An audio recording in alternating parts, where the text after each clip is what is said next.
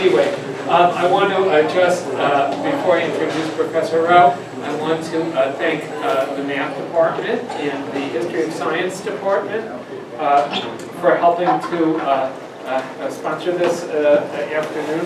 I want to thank Lenny Rubin, who is here, longtime OU math professor, who told me about Professor Rowe's visit and his work on Emmy Noether, who I guess a female Jewish mathematician who cracked the glass ceiling when it was even thicker than today.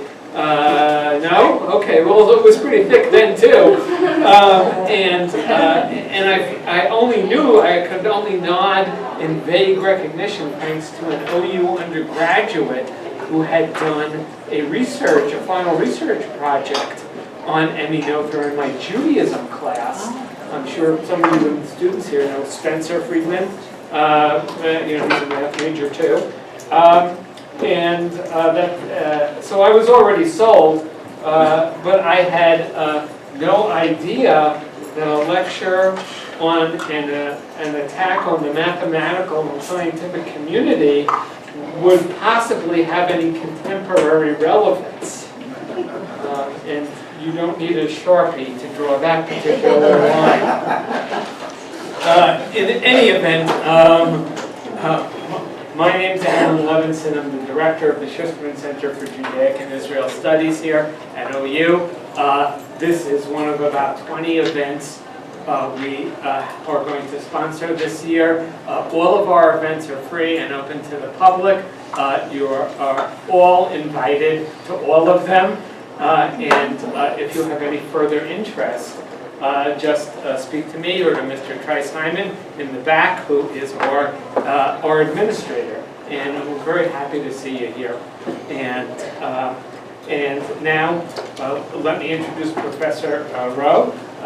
Professor David Rowe studied mathematics and the history of science at the University of Oklahoma from 1976 to 1981.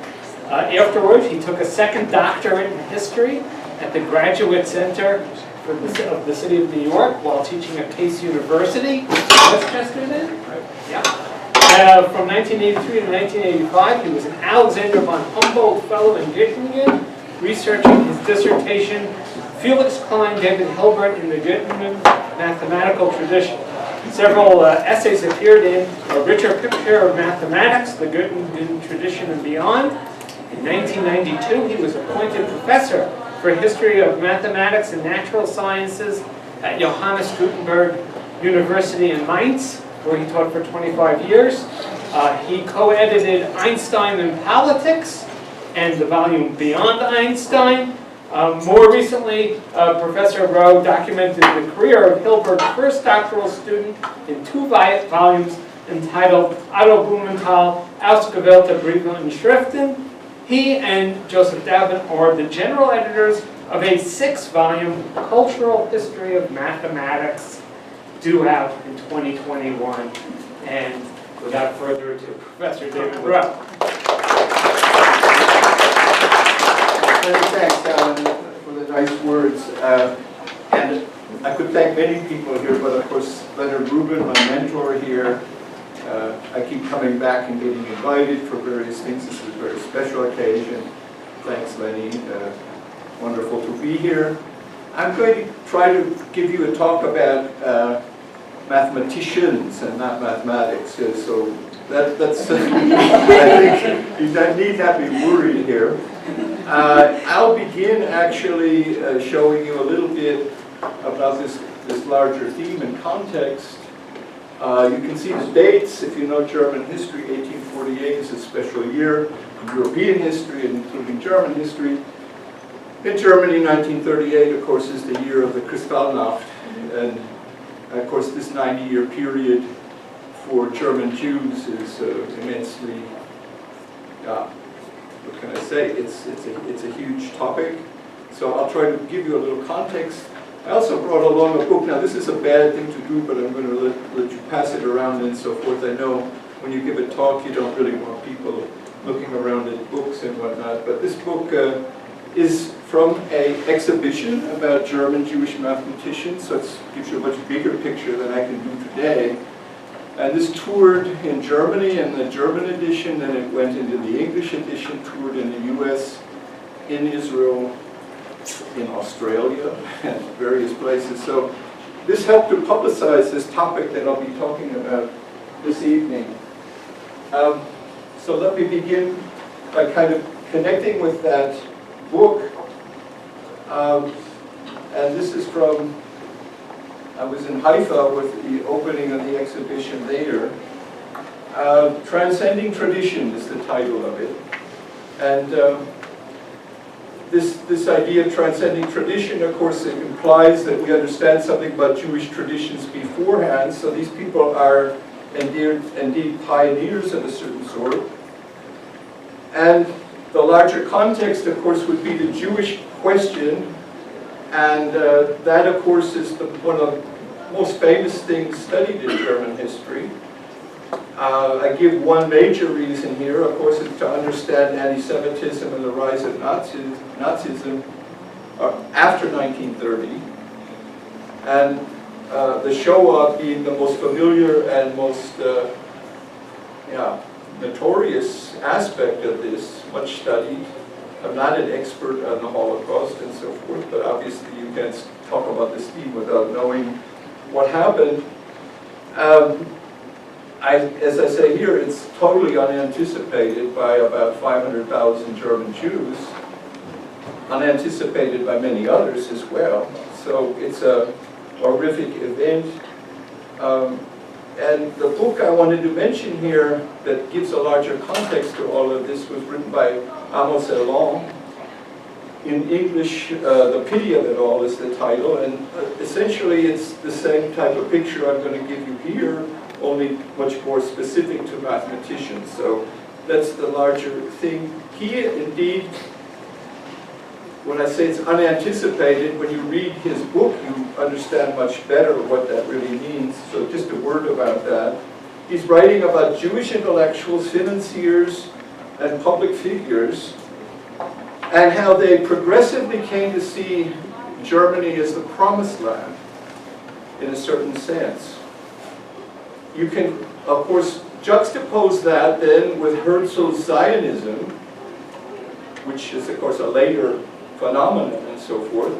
That comes from Herzl's time in France, of course, when he was a journalist. He was a Viennese journalist in France, and the Dreyfus affair was the spark that set off Zionism for him. This had almost no sympathy among German Jews. Of course, they knew of it and so forth, but until after the First World War, anyway, they are not taken by this at all. So Erlangen is emphasizing the kinds of hardships that these very integrated and very patriotic German Jews faced in various realms, these more subtle forms of anti-Semitism. And so much of what he's talking about is what I'd like to talk about too. I'd like to give you an idea of the careers of some famous German mathematicians of Jewish birth or background, and what were they up against. I give you two names here to begin with. Alan already mentioned Otto Blumenthal, who converted at age 18 and ended up dying in Theresienstadt. Jacobi was another earlier German Jew who was baptized, and you had to be at that time when he was around. You could not get there was absolutely no way you could have a career in academia in Germany as an unbaptized Jew in the beginning. So transcending tradition is really contextualizing a lot of these things.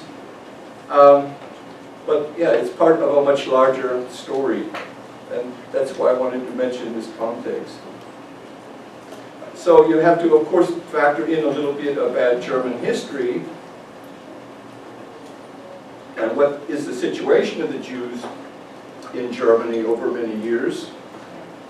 Decisive, of course, the French Revolution, and then Napoleon and the Viennese Congress of 1815, which rolls back the sorts of reforms that Napoleon had implemented throughout continental Europe. The Jews, for a long time, are not permitted to live in cities for the most part. They live in the countryside, in villages, and so forth. Well, in villages, but they're not allowed to own land. They're not allowed to own property as such. So the livelihood for these people is extremely limited for a long time. It's not till the 19th century when they begin to actually start to live in cities in bigger numbers. But banking and finance is, of course, a famous realm that was open to them. A problem with that, when you're talking about anti-Semitism, is usury was connected with this very much in the minds of people. So it wasn't considered a legitimate Christian undertaking to loan money and so forth at interest. So that's a little bit about this type of situation. This is a French, a little French poster showing Napoleon is the liberator of the Jews. And of course that was very celebrated at the time, but as I say, there was a rollback after the defeat of Napoleon in 1815. The Vienna Congress pretty well pulled back on a lot of reforms. If you go way back in time, the Jews, actually before the 30 Years' War, 1618 to 1648, the Jews had some protection from the emperor. They paid taxes directly to the emperor. But as that empire disintegrated, then their rights also gradually were diminished. And as I said, about 80% of the Jews at the time in Germany live outside of cities. Now, you did have special status Jews, so-called Schutzjuden, and one of the famous examples of this is Moses Mendelssohn, who comes to Berlin, and he, of course, is part of the Enlightenment, the Jewish Enlightenment, the Haskalah, which really becomes a big movement, cultural movement, and is extremely important in the 19th century. So he helps to kick that off. Now, just a word about these mathematicians who are academics, of course, and have careers at German universities. The German universities are very old, but they modernize in an interesting way. From the 18th century on, and especially in the 19th century, they take kind of the structure of the old university, which has 4 faculties, and they modernize it in the following way. You can see the 4 faculties here are theology, law, medicine. Those are the 3 higher faculties. And then there's a 4th faculty, everything else, called the philosophy faculty. So every other discipline other than those, that's philosophy. You get a PhD, but you know, whatever your interest could go in many different directions, of course. The basic thing that happens in simple terms is that there's an inversion where the lowest faculty, the philosophical faculty, gains a lot of status in the 19th century, and the theology faculty, which was kind of at the top, no longer has that sort of status. So this is something we would just associate with secularization in general. That type of thing is quite natural. So there's a loss of this dominance of the theological faculty. The philosophical faculty typically divides into two main terrain there. The humanities on the one hand and the natural sciences on the other. And that places mathematics in an interesting position. Mathematics is not a natural science. Today, of course, it's connected with the natural sciences very much. But this is historically not the case. It's certainly not the case in Germany, where the humanities are quite dominant, and classical philology.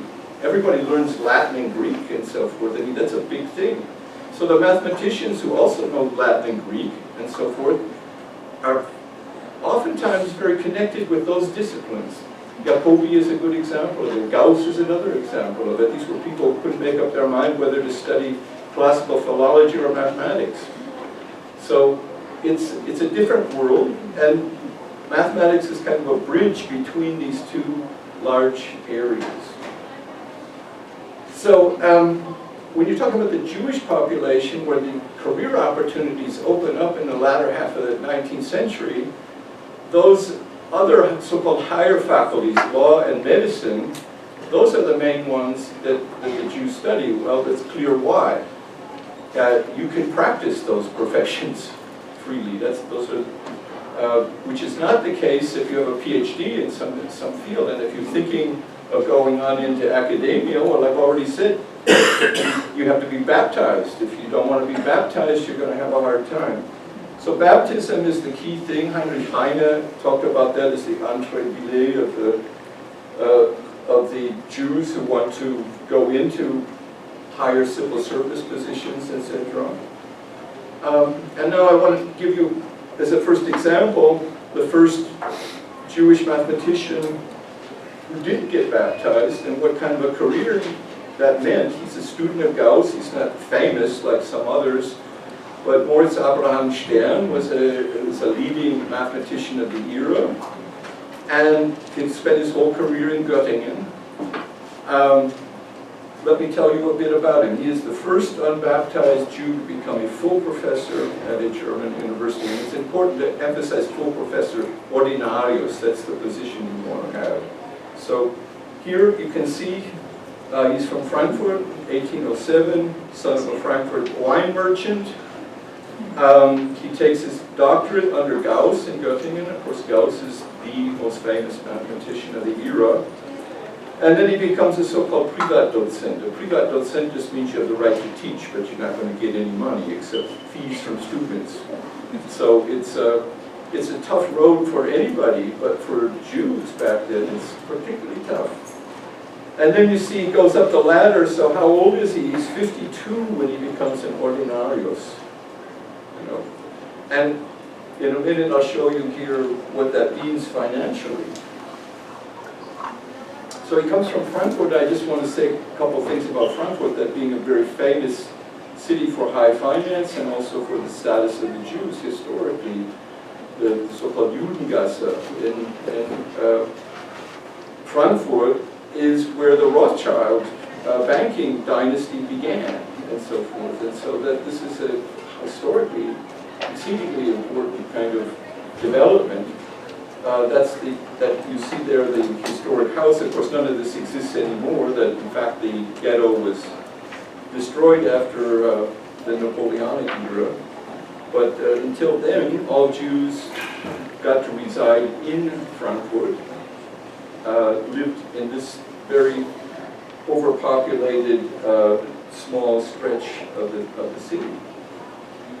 I just mentioned too another figure. He's not a mathematician. He's the son of Moritz Abraham Stern. This is Alfred Stern, a historian who was well known at the time, and it's no accident either that he's an expert on liberalism and the liberal movement in the 19th century. He actually documents all this stuff in great detail about that very hopeful period for German Jews, where they were hoping really to make further strides. Of course, that gets snuffed out when Germany unifies in 1870. So of course 1848 is that date, really the key date where the high point of German liberalism then passes away. Stern is also on very close terms with a number of Jewish mathematicians, and he's a good friend of Einstein. So this is all part of a very small world, of course. These people all know one another. So I wanted to show you something about his father's earnings. As I said, a Privatdozent gets no salary. You're just collecting fees from students. But Stern did get some money, luckily. He got 100 Thaler, beginning at age 30 with some small increments thereafter. So of course we have to know how much is 100 Thaler worth. Well, if you're an Oberlehrer, that's a teacher at the highest level of the gymnasium and so forth, you're probably making 4 times that. So he's getting very, very little money. Someone who's an extraordinarius, that would be like an associate professor or something like that, would get around that same amount, 400. But if you're an ordinarius, 1,500. So you see there's a factor of 15 here between what Stern makes and what a full professor would make. And here are the numbers for what he made up until the time he's appointed ordinarius. At the end he was making 600 Thaler. When he's 52 years old and becomes then a full professor, I don't know what he made after that, but he had to really hang in there a long, long time. And of course, he was an excellent teacher, and he was highly respected. When Gauss, they celebrated in Göttingen the centenary of the death of Gauss in 1877, and he held that lecture in honor of Gauss. So this is like somebody who's highly respected in the world of mathematics at the time. So about baptized Jews, I picked out Jacobi, the most famous and important mathematician in the first half of the 19th century, who was of Jewish background. And I pick out Königsberger principally because he's the biographer of Jacobi. So here they are. Jacobi actually didn't live a long time. He was born in 1804 in Potsdam and died already in 1851.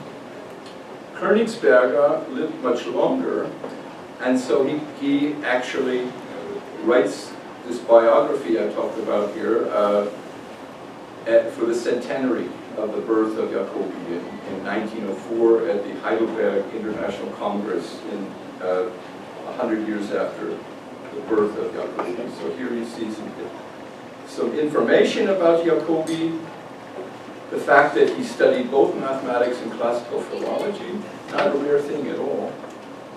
He's a Privatdozent in Königsberg.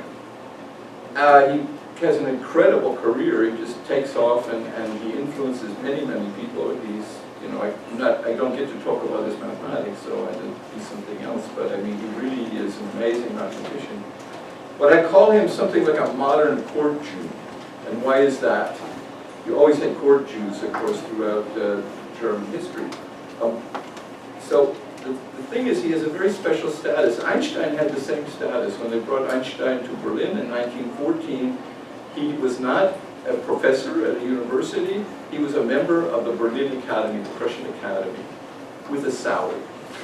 Now, mainly the people who are members of the Prussian Academy are unsalaried. They have a position at the university or somewhere else or whatever. Or they're independently wealthy in some cases. But Jacobi is the first example I know of anyway, of someone who's brought to Berlin and he is a salaried member of the Berlin Academy, which enables him to give lectures, of course. So if you're a member of the Academy, then you are entitled automatically to give lectures at the university. So very special sort of status, and this makes his career very interesting to look at. What is his relation to? It's tricky. After 1848, he gets involved politically and so forth, gets in trouble. Then they don't kick him out, but he has to move his family out of Berlin, and there's a lot of, it's very interesting and very complex.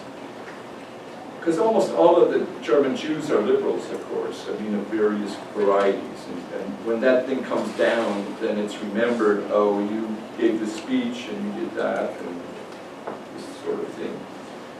So Königsberger comes from Posen in the east. He is a student of the most influential mathematician, as a teacher anyway, in that period as Karl Weierstrass, who happens to be a Catholic. Now, most of what I'm talking about here, and we'll come to a map of Germany in a minute, most of what I'm talking about here has to do with Prussia, Prussian history, which you can't emphasize enough is very, very important in the 19th century. That means that if you're a Catholic,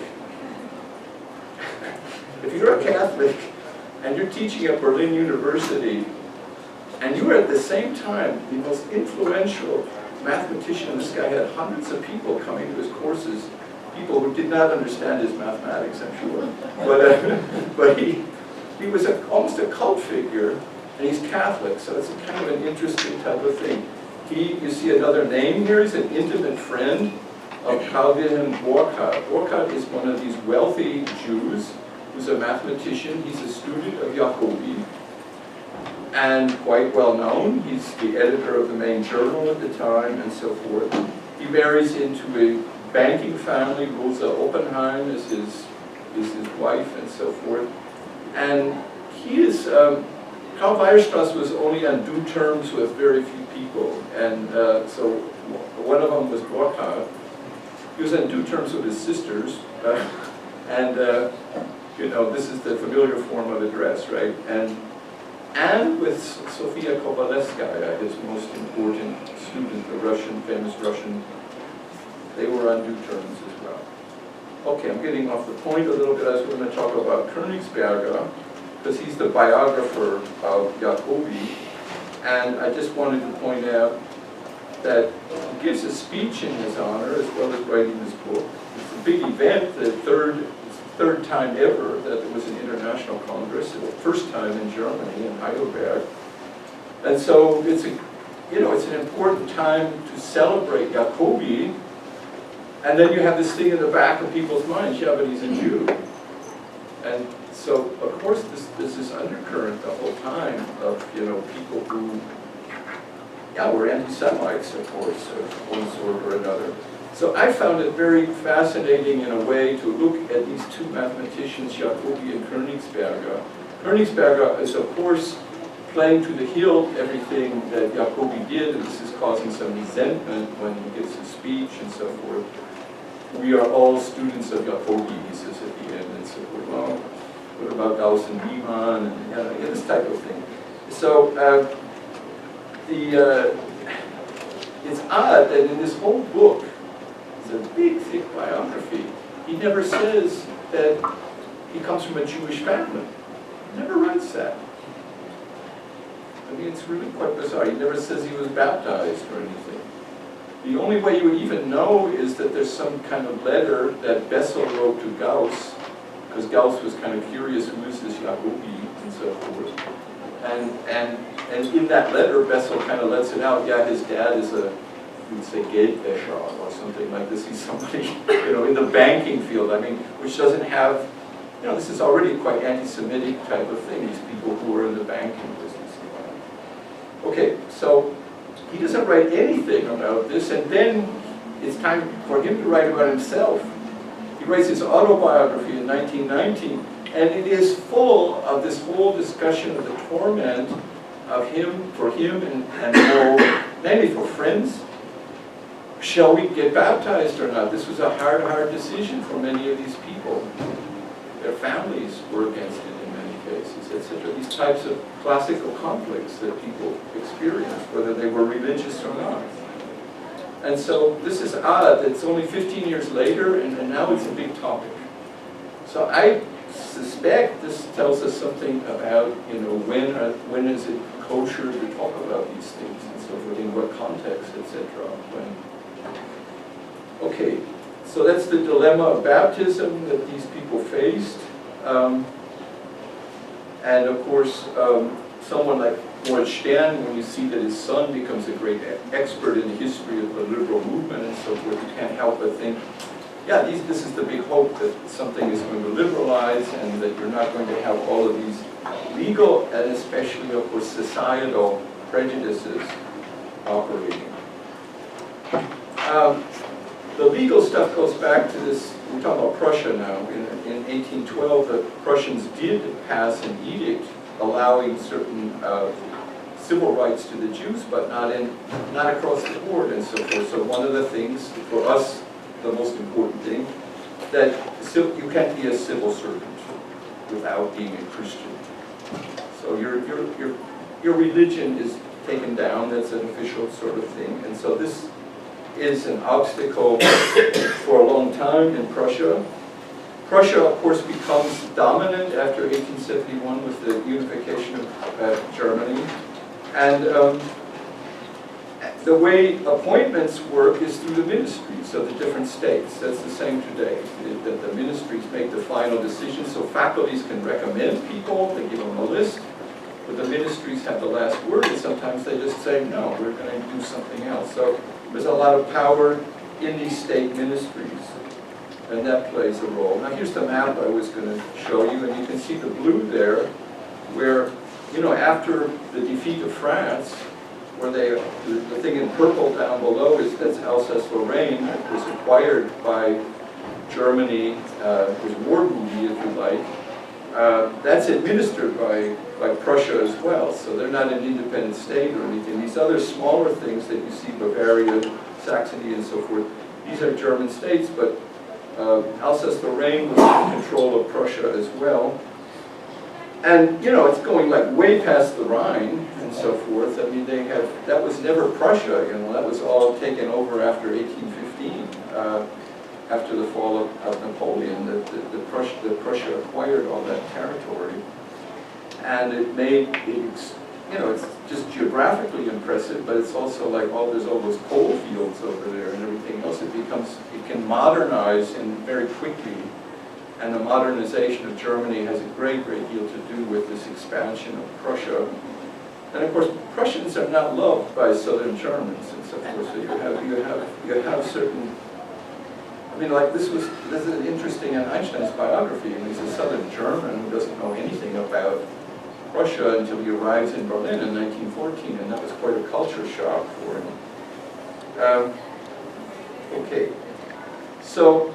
Prussia is exceedingly important when you're talking about the modern universities period, including in the United States. It had a huge impact on higher education because of the combination of research and teaching, which was unique to the German universities, but particularly the Prussian universities, pushed it very hard, beginning with the founding of the University of Berlin, that's during French occupation, so 1810. And so on. And I've listed, you know, some leading graduate schools. If you look at the history of these places, Harvard, Yale, Chicago, these leading places that take off at the end of the 19th century, their faculties are either from Germany or they studied in Germany. So it had a very big impact on what was going on. And this term, you know, Wissenschaft is sometimes translated as science, but Wissenschaft is quite a bit larger than that. Somehow it's hard to translate it.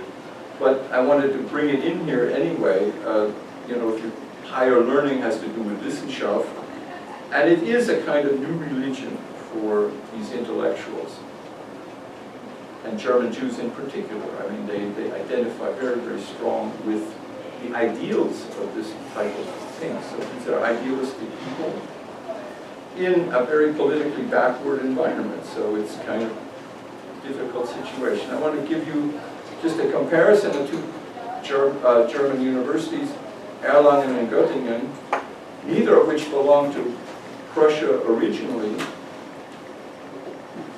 And then at the time I'm talking about, actually Erlangen is in Bavaria, and Göttingen is in Prussia, but only because Prussia overran Hanover in 1866 and acquired this famous Hanoverian university, very wealthy, full of famous scholars. It was founded in 1837. Gauss and Riemann in mathematics are famous names and so forth. And in the I want to connect it though with Erlangen because then we will get to know a couple of Jewish mathematicians who are very interested in this context.